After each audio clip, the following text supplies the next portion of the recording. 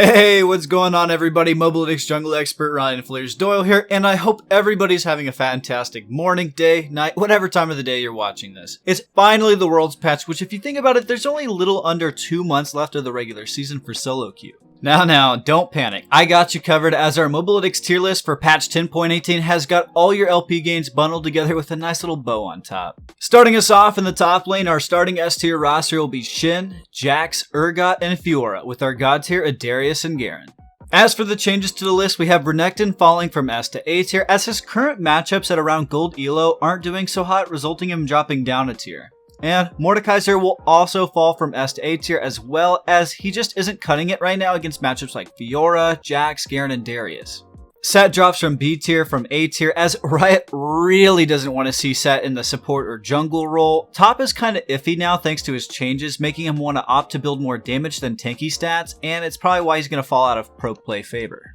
Aatrox drops to B tier from A tier as well because we predicted his late game scaling to buffs to help him in lower brackets, but Blade of the Ruin King users are just so damn good right now. He said the D word. But in all seriousness, it's pushing him further and further away from climbing viability. So moving on to our only top lane spotlight, we got Garen. And Garen has been in god tier for quite a while now, and it really seems that Riot wants to keep this introductory champ strong, so players would want to queue for their all expense paid top lane island vacation. Except the vacation is really just a battle royale to the death with, 1v1ing the top laner until your turret dies. However, Garen's raw power is no laughing matter and is the pick that you should be abusing anytime you can. His trading power of charging in with his Q burst plus silence into spin to win combo into the true damage ultimate execution is just too much to handle for a lot of lower tier players. Add the fact that you're building a Trinity Force, a Phantom Dancer, and Death Dance, full damage, but still feeling like an absolute tank. You're pretty much never going to die thanks to your base stats and W, along with all that damage from your items. Next up in my home sweet home in the jungle, our starting S tier roster will be Warwick, Vi, Graves, and Echo, with Hecarim, Kayn, and Kha'Zix reclaiming the god tier status this patch. For the changes to the list, we have Xin Zhao moving from B to A tier as his early game clear speed and dueling will spike much harder now, giving players better timers to get off ganks and control the early game. Nocturne, despite his changed visual effects, won't change his S-wordness in the jungle. Riot has been pretty focused on nerfing his laning power in the mid lane for most of the season, but Nocturne just lacks proper scaling. He's pretty much glass cannon, and if your team can't really pull your weight in the mid game, it's just GG. So for our first champion spotlight, we got Xin Zhao. And Xin Zhao is getting some much needed love from this patch as the 10 base damage on his AoE slash and the 10 extra damage on the spear is going to be so helpful for his clear speed and ganks. The last time we really saw Xin was ironically around Worlds last year when Blabber whipped him out and that level 2 scuttle meta was still a thing. Rip Cloud9, but now it's just a Dragon Soul meta and good players will take advantage of his early game stats to power through and carry games before their other teams have a chance to scale.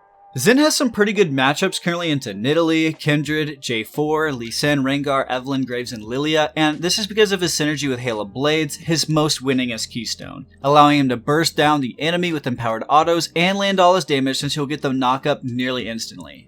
And I wish I didn't have to mention this last part, but just be sure to max your W, as I know some low elo players tend to max his dash. And then after that, just utilize the strength of warriors into Triforce and Death Dance to dish out great damage and maintain a bit of beefiness at the same time. Next up, we got Hecarim, who gallops on over to god tier. I'm not gonna lie, I thought the move speed nerfs to the 1016B or the 1017 patch, whatever you want to call it, was going to cripple Heck and have him be stuck as an A tier pick. But hey, I can admit where I'm wrong. Hecarim is stomping all over solo queue at the moment, especially with the Smite and Ghost setup. Sure, Ignite is still a bit stronger, but Ghost has definitely been more consistent. You pretty much speed clear, speed gank, and speed engage fights, most of the time winning because of the elongated fear that the further that you travel. Unless you have a crummy Heck player, he'll just engage before anybody can follow up, and now you're stuck with a 4v5 as he's just sent to the glue factory. Now, there is a new phase rush setup people have been abusing, and I think it's quite good if you know what you're doing. In fact, if you run that setup, it's better to just skip your jungling item entirely and just rush Triforce into Death's Dance. But I would have a guilty conscience if I told you to just run that setup as it's pretty volatile. So go with the old reliable Conqueror setup and rushing warriors if you're ahead and Cinderhulk if you're even or behind. Lastly, we got Evelynn. Oh yeah, people in the comments that are complaining, I'm calling you out. Evelynn gives players PTSD by getting ganked from Narnia every few minutes. She is supposed to be strong with the lead, she's an assassin. And she was quite strong after the QCD change, so she could spam her Q like old times. But if you happen to nerf her Q by 5 damage and the 3 spikes that are nerfed as well by 5 damage, that's a total of 20 minus damage from an ability she's supposed to spam every 4 seconds. That nerf turned her from being a borderline god tier champion on 1016 to falling flat on her face after the halftime patch on 1016 or 1017. As a result, her dueling power was directly nerfed, her clear speed was directly nerfed, and her thresholds to execute players were hurt as well because her Q doesn't do enough damage anymore to get them low enough. Now, her win rate went from around a 51 to 52% win rate to falling flat on her face to a sub 48% win rate after that change, so she was 100% justified to fall down in our tier lists. Anyways, thanks for coming to my TED Talk. Moving on down to the lane that decides the game, we're starting our S tier roster off with Fizz, Ahri, Yasuo, and Katarina, with our sole god tier member being Zed. As for the changes to the list, we got Yone going from B to A tier, as he's kind of been figured out by the player base at this point, with his power levels not exceeding over 9,000, but just being really good when ahead, but really bad if you have no clue what you're doing. Ahri climbs from A to S tier and possibly God tier, as her stats were already pretty close to making S tier the last few patches, but with a new mini rework, she's going to look even better than what I presume is a new skin next month. Rumble goes from B to A tier, and you might wonder why he's climbing on the mid list than in top lane, and that's because the shorter lane and mid lane shove lane roam meta just suits him way more than in the top lane. And lastly, Lucian rejoins us from the Shadow Realm to B tier, as his buffs to make him a more viable AD carry has just made him that much stronger and probably more popular in the mid lane as a better aggressive pick. Did I say lastly? Hold on. Okay, we have Galio dropping from S to A tier, as we suspect the direct nerfs to his Q will hurt his roam timers to influence the game in lower brackets.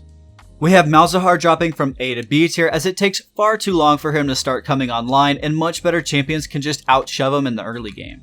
Now, lastly, Nunu and Willump will perish in the mid lane, as it's still a niche and viable pick, but his pick rate has just been dwindling over the last few weeks now.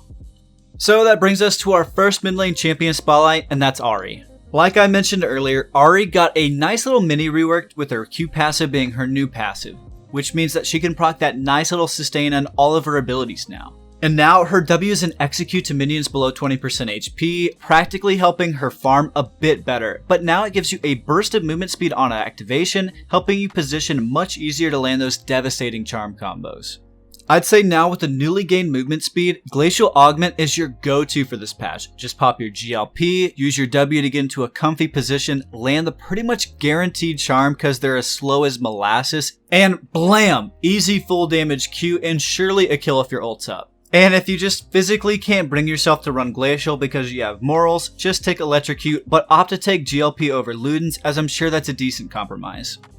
You'll still be playing Ahri as pretty much the same old champion she was, but now she has much better opportunities to be much more slippery and land more combos, which hey, I'm all for because it's bringing her into modern day league viability. Next up, we got Rumble Middle, who went from B to A tier this patch. And Rumble got a sweet mid-game and late-game power spike to his Q, because now at rank 5 or level 9, your Flame Spitter is pumping out massive firepower. Okay, but why Middle? Middle just suits him much better in this meta. It's a shorter lane for him to escape ganks. Since he has no dashes, he relies heavily from his shield and move speed to slip away. But the reason he works the best in the mid lane is because of the very nature of the meta mid this season, where you pretty much just shove waves and roam. And Rumble has some pretty god tier roams thanks to his ultimate. You can pretty much lay that puppy down and tear up a fight from a screen away, leaving hardly any chances for the enemy team to escape it. So you'll either burn a flash or burn them and get the kill. As for summoners, take Ignite or Teleport with Flash. It all depends on your playstyle, since Rumble can 1v1 or 1v2 really reliably thanks to his overheat mechanic. It'll catch a lot of people off guard, and you'll almost always benefit if you trade 1 for 1. Lastly, we got Lucian Middle, who resurrects from the graveyard to B tier this patch. Yeah, I kinda saw this one coming. All the attempts to make him a viable AD carry just are in vain because of Lucian's short range. But all the damage is super nice for solo lanes against assassins or mages who can't handle Lucian's aggressive trading patterns. Lucian would be an excellent choice to climb with, considering he does a bit better the higher you climb, but in around gold elo, players struggle to use their lead, and that's why he's got to be slotted in B tier. For your build, please, please, please, I'm begging you, build a Blade of the Ruined King first. You want the active and sustain so badly as it just pairs so well with your double shot auto passive and the aggressive nature, pretty much dashing forward, using your active to slow and land as much damage as possible. Alrighty, moving on down to our AD carries. Our starting S tier roster this patch is Ashe, Jhin, Senna, and Ezreal, with the Sheriff of God tier, Caitlyn. For the changes to the list this time around, we have Caitlyn going back to God tier from S tier, as the direct nerfs to Ashe put her further ahead in the standings, except to be fair, Jhin is the next best choice against Caitlyn at the moment. Twitch hops up from B tier to A tier, as his direct buffs to the kit will give him some more oomph to his damage, especially in team fights. Senna joins the S tier roster from A tier, as she is once again solidified as an AD carry, mainly due to the shift in the support meta, but primarily because of the Manamune and Cleaver build synergizing so well with her damage output, rather than just letting a support farm everything as she sits back and watches. Xayah falls from A to B tier, as she just can't currently hang against these heavy melee meta, since what took away most of her power a long time ago was the ult CD change. It was really too punishing, but if you think that she can play with the Rakan bow, you're wrong too, because you have a lot of Rakan counters in that are meta right now, like Morgana or Lux. Ziggs drops from A to B tier, as his play rate and win rate aren't just justified anymore to take an A tier slot. And lastly, Sivir drops from A to B tier, as well as she just cannot hang with any of the A or S tier champions anymore. Her mana costs are just too high unless you build a mana moon on her, but then you're dealing her crit power spikes, and you can just find more damage and utility out of Ashe or Jhin right now. So for our first AD carry spotlight, we got Senna, who moved to our S tier roster this patch. Senna is a pro pick fan favorite this time of year thanks to the utility and scaling she brings to the table. But for you solo queue players, she's excellent because of how at around gold elo and below games last around 30 to 35 minutes on average, meaning you are stacking your souls like crazy. Your global ultimate is super helpful in teamfights over Dragon or Baron to give your team the edge in a fight, and as the AD carry right now, your primary job is just to make sure you have priority for your jungler so you can secure Drakes for those early Dragon souls. For her build, you're going to want to build a Mana Moon into Black Cleaver while taking Glacial Augment, which applies off your autos and even your Q. Please be sure to take Approach Velocity, since it synergizes with your Glacial Augment and allow you to stay on top of your targets much easier. And then Presence of Mind for your mana and Legend Alacrity for your attack speed. For our last AD carry spotlight, we got Twitch, who went from B to A tier this patch. And Twitch has been kinda sleeper OP for a bit, just really outshined by the likes of the S tier roster right now. But with the changes to his ultimate, minimum damage cap going from 40 to 70% is eye-popping and body-dropping. Twitch thrives by sneaking out a lane and using his ambush to position himself in a manner to get a lot of autos off as possible, and especially works better in lower brackets since it's harder for players to buy pink wards, let alone pay attention to the map. You can practically cheese or gank your own lane, since most AD carries just auto-shove lanes and can just really catch mid lane off guard, since why would they expect the AD carry to gank them? And using this knowledge can really allow yourself to snowball and scale much harder into that late game hyper carry. Lastly, but certainly not least, for our starting S tier roster, we got, wait for it, pull the lever Blitzcrank. Alright, go. We got Soraka-chan, Leona, Morgana, Thresh, and Blitzcrank, with our god tier of Lulu'u and what was once budget Morgana, but now is actually really good right now, and that's Lux.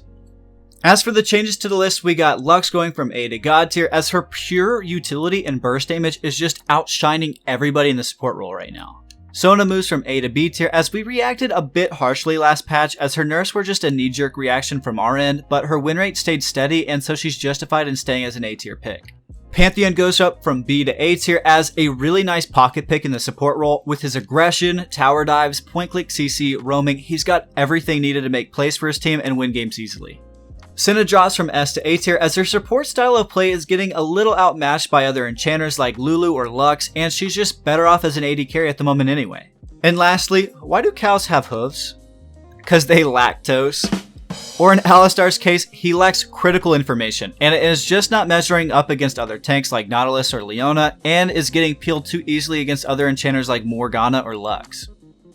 So for our first support champion spotlight, we got Sona. And like I said before, Sona moved from B to A tier this patch, and it was a bit of a knee-jerk reaction on our part to move her down.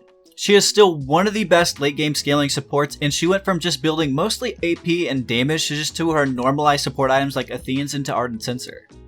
She'll still benefit from the initial AP those items give her, as well as provide better heals and shields for her allies. For her runes, you'll still likely want to take Guardian despite it being directly nerfed again this patch, as she really needs it for the laning phase to stay alive on all-in attempts due to her being really squishy. Her best matchups right now are into Yuumi, Morgana, Nami, Leona, Nautilus, and Lulu, simply if you play back, sustain your AD carry, trade when it's safe, and outscale your opponent. And for our last and final support, we got my favorite champion in the whole world, Pantheon. Now, not gonna lie, I kinda wish his best role was in the jungle instead of support, but it just makes too much sense right now why he works in the bot lane. Pantheon is an aggressor, wanting to constantly fight and use his E to block damage from trades, and his Qs for execute damage on all-in attempts. Pair that with an equally aggressive AD carry or a jungler that you can set up easily for, it's just the perfect pick right now. You can tower dive easily thanks to empowered E, roam with boots of swiftness and point click skill gap laners for easy kills, ultimate for engage or flanks, and what makes him so OP in my opinion is that he can just rush an umbral glaive and take zombie ward for an absurd amount of vision control. For his runes, be sure to run press the attack since your empowered stun plus auto practically insta-pops it, giving you and whoever else increased damage versus the target along with zombie ward and relentless hunter as your secondaries. He really does it all for his team, but really falls short when his team cannot end or gets outscaled, so it's imperative you roam and get all your laners ahead and secure dragons. Otherwise, Panth is just going to waltz in, have his E waited out, and popped, and it's just going to be 4v5 and game over. And that's all I got for you today, ladies and gents. Thank you all so much for watching our Mobalytics tier list for patch 10.18. I sincerely hope this patch shapes out to be a good one. I really want this year's Worlds patch to be a banger. As always, subscribe to the Mobalytics YouTube channel for more informational content like this, and I know it's been a little slow lately, but we got some good stuff cooking in the back that we just cannot wait to share with y'all over at mobalytics.gg. As always, have a wonderful rest of your day. Be safe out there. Remember that you matter. Go to freaking class and do your homework. Do not flunk out or fail a class because you wanted to push for ranking. Seriously, it's not worth it. And finally, good luck out on the Rift Summoner.